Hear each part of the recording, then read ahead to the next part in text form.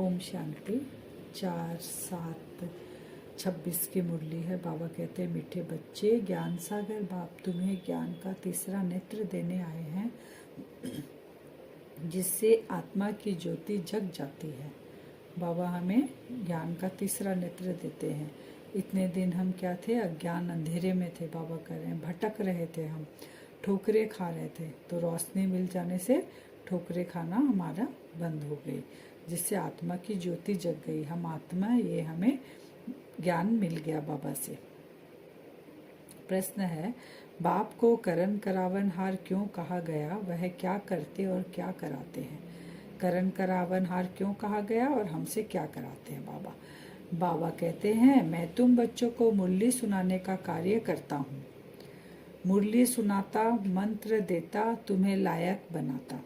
क्या करते हैं बाबा? मुरली सुनाते हैं हमें और मंत्र देते हैं हमको मनमना भाव का, और बाबा हमें लायक बनाते हैं। कहाँ के लिए? स्वर्ग के लिए। तो बाबा कहते हैं, मैं तुम्हें लायक बनाता हूँ और फिर तुम्हारे द्वारा स्वर्ग का उद्घाटन कराता हूँ। बाबा आगे किसको रखते हैं? बच्चों को रखते हैं, क्योंकि बच्चे ही जाके राज्य करेंगे ना। तो बाबा फिर हमारे द्वारा स्वर्ग का उद्घाटन कराते हैं। तुम पैगंबर बन सबको पैगाम देते हो, मैं तुम बच्चों को डायरेक्शन देता, यही मेरी कृपा व आशीर्वाद है। बाबा हम बच्चों को आकर मंत्र देते हैं, मुरली सुनाते हैं, फिर हम पैगंबर बनकर फिर बाबा का परिचय, बाबा का जो डायरेक्शन है वो दूसरों को हम बताते हैं। और बाबा की यही जो हम बाबा हमको आके जो मुरली सुनाते हैं, यही बाबा की कृपा और आशीर्वाद है। गीत है कौन? आज आया सवेरे सवेरे इस मन के द्वारे। अमृत वेले कौन आता है? ओम शांति। बच्चों ने गीत सुना, हम बच्चों को सवेरे सवेरे जगाने कौन आया? जो हमारा तीसरा ज्ञान का नेत्र एकदम खुल गया। ज्ञान सागर परम पिता परमात्मा द्वारा हमारा तीसरा नेत्र ज्ञान का खुला है। वही बाबा आते हैं सुबह सुबह हमारे पास, कहते भी हैं बाप ज्योति जगाने वाला है, परंतु वह बाप यह कोई नहीं जानते। ब्रह्म समाजी कहते हैं वह क्षमा ज्योति है। मंदिर में हमेशा वह ज्योति ही जगाते हैं, क्योंकि वह परमात्मा को ज्योति स्वरूप मानते हैं। बाबा कहते हैं मानते हैं, हमको जगाने के लिए तो हमारा ज्योति बिंदु शिव बाबा आते हैं सुबह सुबह। और बाबा कहते हैं जो ब्रह्म समाजी होते हैं वो भी ज्योति को ही मानते हैं कि परमात्मा एक ज्योति है। मंदिर में ज्योति जगा कर रखते हैं, लेकिन असल में परमात्मा कौन है, क्या है, नाम रूप देश काल कुछ नहीं जानते, इसलिए वहाँ मंदिर में दीवा भी जगाते हैं। अब यह बाप कोई माचिस से दीवा नहीं जगाते हैं, यह तो बात ही न्यारी हो गई। हमारी ज्योति कैसी है? कोई जलानी थोड़ी पड़ती है आत्मा और परमात्मा की, वो तो सदा ही ज्योति स्वरूप है। हम भी बिंदु स्वरूप, हमारा बाबा भी बिंदु स्वरूप। तो गाया भी जाता है ईश्वर की गतमत न्यारी। तुम बच्चे अब समझते हो, बाप सदगति के लिए आकर ज्ञान योग सिखलाते हैं। बाबा को क्यों आना पड़ता है? क्योंकि सारी दुनिया अभी दुर्गति में फंसी हुई है। तो इस दुनिया में फंसे हुए में से कोई तो किसी को एक दूसरे को निकाल नहीं सकता। परमात्मा ही इस दुनिया में नहीं है, वो सदगति हमको देने के लिए उनको आना पड़ता है। सिखलाने वाला तो जरूर चाहिए ना। शरीर तो नहीं सिखलाएंगे, आत्मा ही सब कुछ करती है। आत्मा में ही अच्छे बुरे संस्कार रहते हैं। इस समय रावण की प्रवेशता के कारण मनुष्य के संस्कार भी बुरे हैं। बाबा कहते हैं मैं किसको समझाने के लिए आता हूँ? आत्मा को, क्योंकि शरीर तो यहीं रह जाता है, आत्मा जाती है। तो आत्मा में जो अलाय पड़ गई है उसको निकालने के लिए बाबा को आना पड़ता है। वो अलाय क्या है? 5 विकारों की। उस 5 विकारों को निकालना है। तो वो कैसे होगा? बाबा ने कहा ना मंत्र सिखाता हूँ।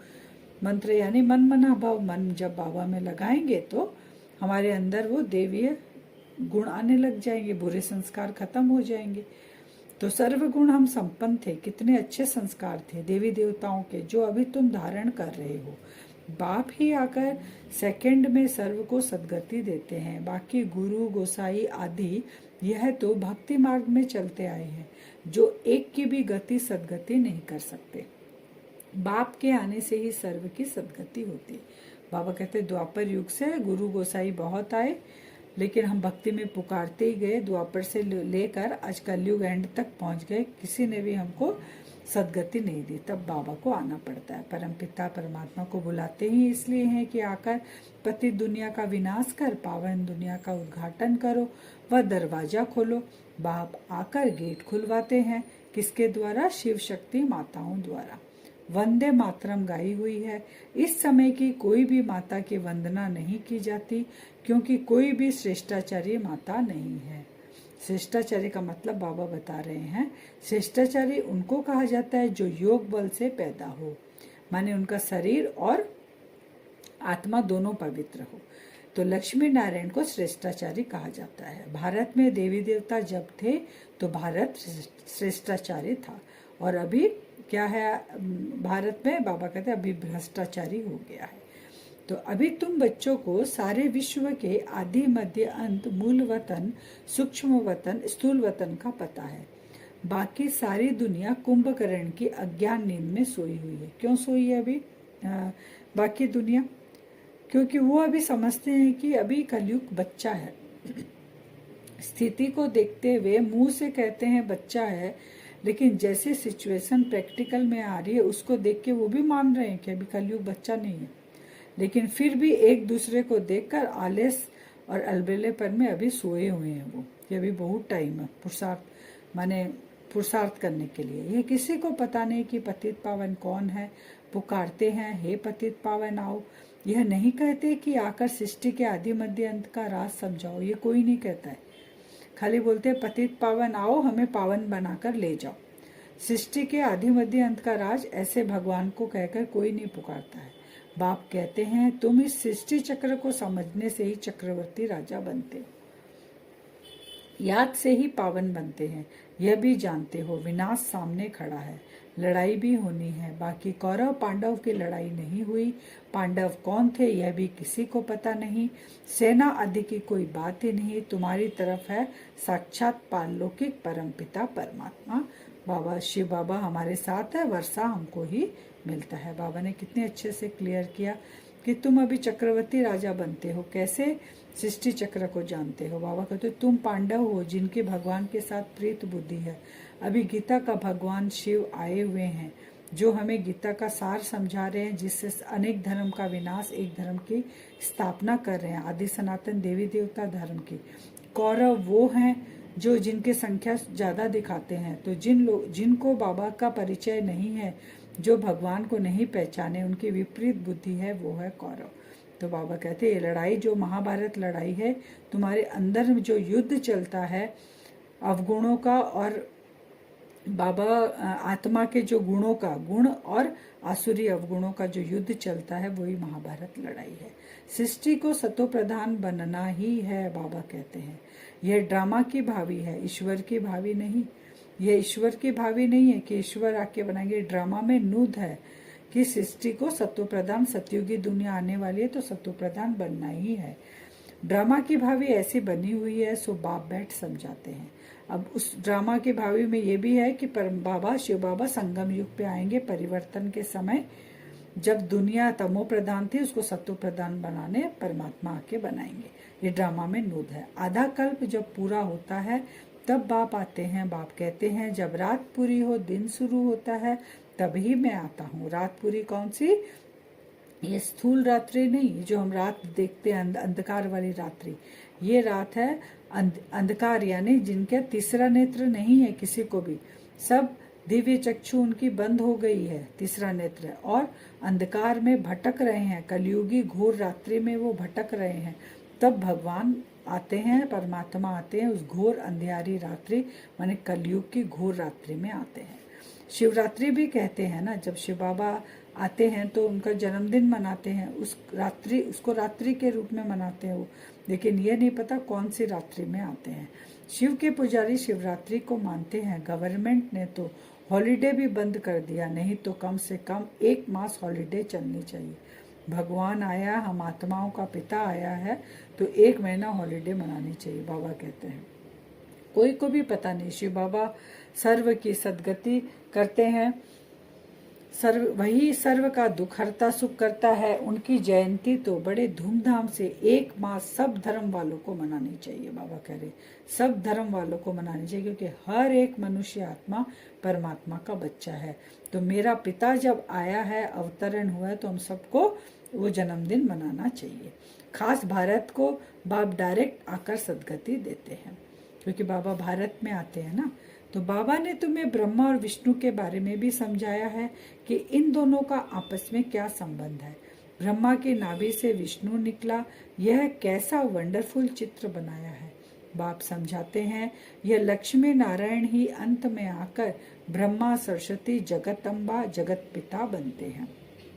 बाबा ने ब्रह्मा सो विष्णु कहा कि एक ही आत्मा 2 पार्ट प्ले करती है। ब्रह्मा तो अभी संगम युग पर पार्ट प्ले कर रही है, और विष्णु वही आत्मा जब फर्स्ट जन्म सतयुग में है तो विष्णु का है, 84 जन्म उनका ब्रह्मा है, और वही जाकर बाद में लक्ष्मी नारायण बनते हैं। ब्रह्मा और सरस्वती वही जगतम्बा और जगत पिता बनते हैं सतयुग में, जो दोनों फिर विष्णु अर्थात लक्ष्मी नारायण बनते हैं। अभी जगतम्बा जगत पिता है, जगत के माने प्रजापिता, और मम्मा दोनों अभी हैं, जो दोनों जाके बनेंगे विष्णु और लक्ष्मी नारायण, दोनों कंबाइंड रूप। बाप बैठ समझाते हैं जो भी चित्र देखते हो इनमें कोई भी यथार्थ नहीं। शिव का बड़ा चित्र बनाते हैं वह भी अयथार्थ। जितने भी भक्ति मार्ग में चित्र बनाए बाबा कहे कोई यथार्थ नहीं है। भक्ति के कारण बड़ा बनाया, नहीं तो बिंदी की पूजा कैसे हो सकती। अच्छा, फिर ब्रह्मा विष्णु शंकर के लिए भी समझ नहीं सकते। त्रिमूर्ति ब्रह्मा कह देते हैं, बाबा कहते हैं उनके बारे में भी नहीं जानते कौन है ब्रह्मा विष्णु शंकर। जैसे ये है ज्ञान के अलंकार वास्तव में ब्रह्मा विष्णु शंकर सूक्ष्मतम में है, बाबा कहते हैं ना सूक्ष्म रचना है उनकी। तो जैसे यह ज्ञान के अलंकार वास्तव में तुम्हारे परंतु विष्णु को दे दिए। 4 अलंकार दिखाते हैं ना विष्णु के हाथ में, पद्म दिखाते हैं, गदा दिखाते हैं, शंख दिखाते हैं और कमल 4 ठो दिखाते हैं। तो नौदा भक्ति में भी साक्षात्कार कैसा करते हैं विष्णु का, चारों हाथों में अलंकार है। मीरा का भी बाबा कहते हैं नाम गाया हुआ है। पुरुषों में नंबर 1 भक्त है नारद, माताओं में मीरा गाई हुई है। तुम अभी नारायण अथवा लक्ष्मी को वरने के लिए ये ज्ञान सुन रहे हो। कहते हैं ना कि नारद ने लक्ष्मी को वरने के लिए कहा, तो उनको कहा गया अपनी शकल तो देखो लक्ष्मी को वरने लायक। तो बाबा कहते हैं तुम अभी नारायण अथवा लक्ष्मी को वरने के लिए ज्ञान सुन रहे हो, तुम्हारा ही स्वयंवर होता है। नारद के लिए भी दिखाते हैं, सभा में आकर कहा हम लक्ष्मी को वर सकते हैं, अभी लक्ष्मी को वरने लायक तुम बन रहे हो। बाकी वह तो सब है भक्ति मार्ग की कथाएं, हम अभी वो गुण धारण कर रहे हैं। उस लक्ष्मी विष्णुपुरी में जाने के लिए वो अभी हम बाबा के साथ अपने मन को लगाकर, वो जो हमारी बुद्धि तमो प्रधान हो गई थी, पतित हो गई, उसको हम सतो प्रधान और पावन बना रहे हैं। उसके अंदर जो खाद पड़ गई थी उसको भी भस्म कर रहे हैं। तो वही बाबा कह रहे हैं बाप रियल बात बैठ समझाते हैं। लक्ष्मी सतयुग में है, नारद भक्त द्वापर में है, क्योंकि लक्ष्मी नारायण कब है सतयुग में, और द्वापर युग से भक्त शुरू हुए, पूजा पाठ शुरू हुई, तो नारद भक्त थे तो वो कब हुए द्वापर में। अब सतयुग में फिर नारद कहाँ से आया कि लक्ष्मी को वरेंगे। तो भक्ति मार्ग में बहुत कंफ्यूजन वाली बातें हैं, इसीलिए हमको क्लियरिटी नहीं है तो प्राप्ति भी नहीं होती, क्योंकि डायरेक्ट वहाँ कुछ भी नहीं है, इनडायरेक्ट वाया होकर जाते हैं, इसलिए प्राप्ति कुछ थोड़े समय के लिए होती है।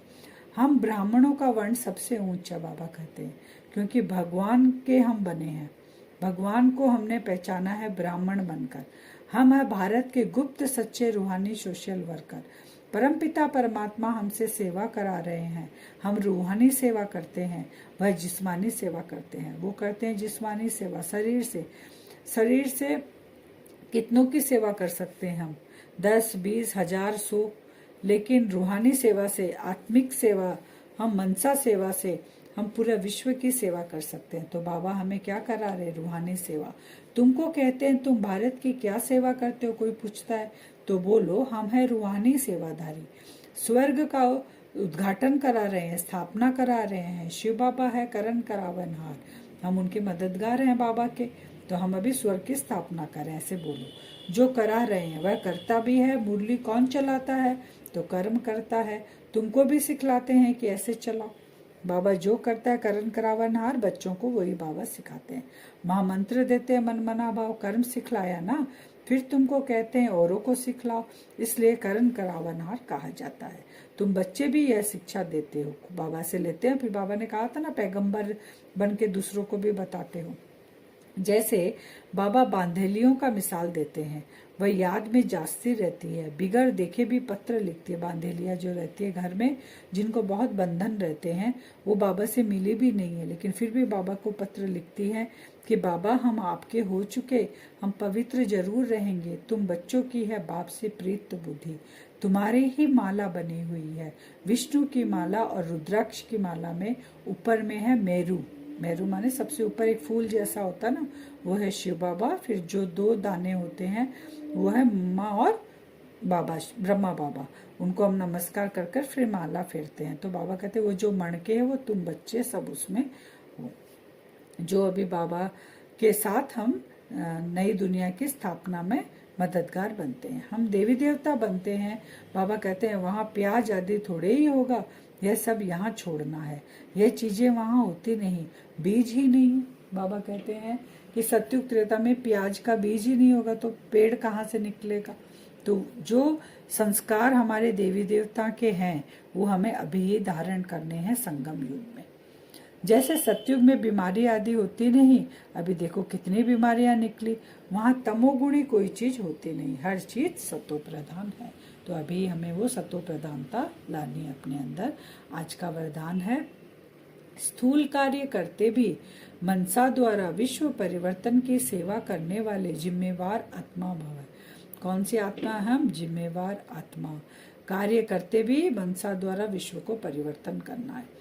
कोई भी स्थूल कार्य करते सदा यह स्मृति रहे कि मैं विश्व की स्टेज पर विश्व कल्याण की सेवा अर्थ निमित्त हूँ। बाबा ने कहा ना तुम रूहानी सेवादारी हो। तो स्थूल कार्य अगर कर रहे हैं हाथों से, लेकिन मन से क्या करना है? रूहानी सेवा करनी है पूरे विश्व की। मुझे अपनी श्रेष्ठ मनसा द्वारा विश्व परिवर्तन के कार्य की बहुत बड़ी जिम्मेवारी मिली हुई है। इस स्मृति से अलबेलापन समाप्त हो जाएगा और समय भी व्यर्थ जाने से बच जाएगा। एक एक सेकंड अमूल्य समझते हुए विश्व कल्याण के व जड़ चैतन्य को परिवर्तन करने के कार्य में सफल करते रहेंगे। बाबा ने कहा अलबेलापन समाप्त करना है, एक एक सेकंड हमको सफल करना है, क्योंकि पूरे विश्व की जिम्मेवारी हमारी है, चाहे वो जड़ हो, प्रकृति हो, चाहे चैतन्य आत्माएं। स्लोगन, अभी योद्धा बनने के बजाय निरंतर योगी बनो। अभी अंदर जो युद्ध चल रहा है उसको समाप्त कर कर निरंतर योगी बनना है हमें। अव्यक्त सारे ज्वाला स्वरूप स्थिति में रह शक्तिशाली याद का अनुभव करो। जैसे दुखी आत्माओं के मन में यह आवाज शुरू हुआ है कि अब विनाश हो, वैसे ही आप विश्व कल्याणकारी आत्माओं के मन में यह संकल्प उत्पन्न हो कि अब जल्दी ही सर्व का कल्याण हो, तभी समाप्ति होगी। वो देख रहे हैं कि विनाश होगा और हम कल्याणकारी आत्माएं सोच रहे हैं कि सर्व का जल्दी कल्याण हो। विनाशकारियों को कल्याणकारी आत्माओं के संकल्प का इशारा चाहिए। इसलिए अपने एवर रेडी बनने के पावरफुल संकल्प से ज्वाला रूप योग द्वारा विनाश ज्वाला को तेज करो, क्योंकि विनाश की सारी चीजें तैयार हो चुकी है, हम तैयार नहीं हुए हैं। विश्व कल्याणकारी आत्माएं, उनसे उनको वो संकेत मिलते ही बाबा कहते हैं विनाश शुरू हो जाएगा तेजी से। अब हम वरदान से योग करेंगे। अपने आप को देखेंगे भ्रकुटी सिंहासन पर, मैं आत्मा चमक रही हूँ। विजुअलाइज करेंगे अपने आप को बिंदु स्वरूप में आत्मा, रूहानी सेवा की जिम्मेवारी बाबा ने मुझ आत्मा को दी है।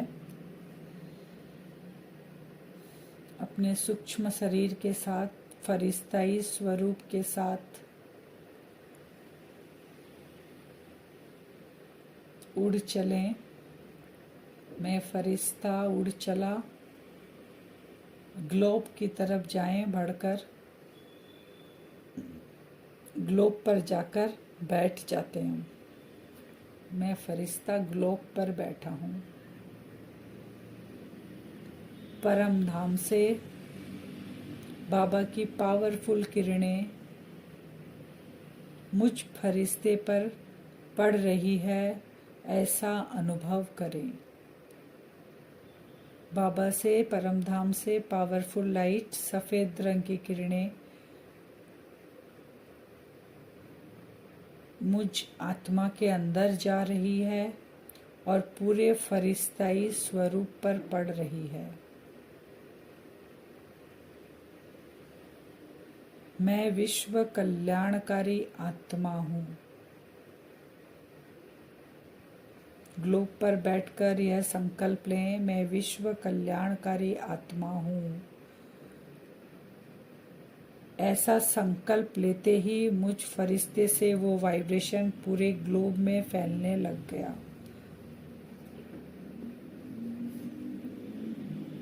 कि हम सबका कल्याण करने वाला,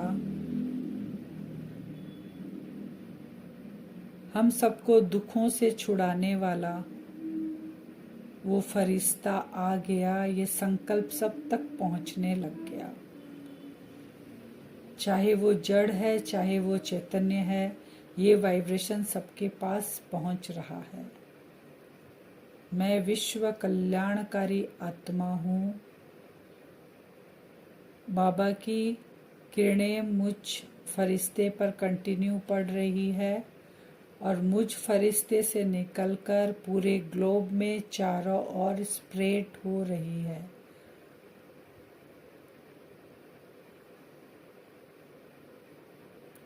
विजुअलाइज करते रहें।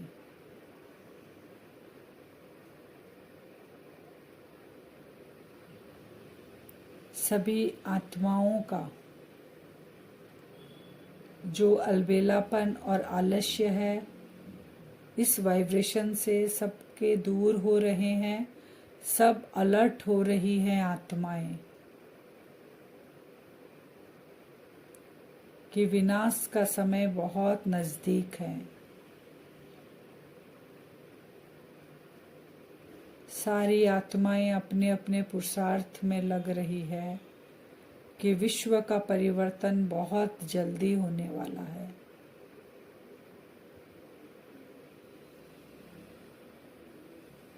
बाबा से वो पावरफुल लाइट मुझ फरिश्ते पर, फरिश्ते से पूरे ग्लोब में, पूरे सृष्टि में फैल रही है। सभी आत्माओं के दुख, कष्ट, बीमारियां धीरे धीरे कम हो रहे हैं। सभी के अंदर जो मन में युद्ध चल रहा है वो भी समाप्त हो रहा है। सबकी दृष्टि केवल एक के ऊपर टिकी हुई है,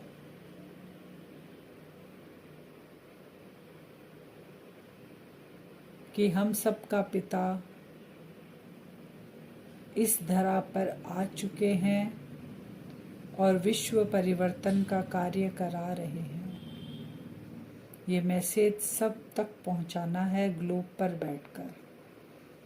ऐसा हम आज बार बार ग्लोब पर बैठकर, मैं विश्व कल्याणकारी, विश्व परिवर्तक आत्मा हूँ। बाबा आ चुके हैं। ये मैसेज सभी आत्माओं तक पहुंचाएंगे, ग्लोब में फैलाएंगे ये वाइब्रेशन। ओम शांति।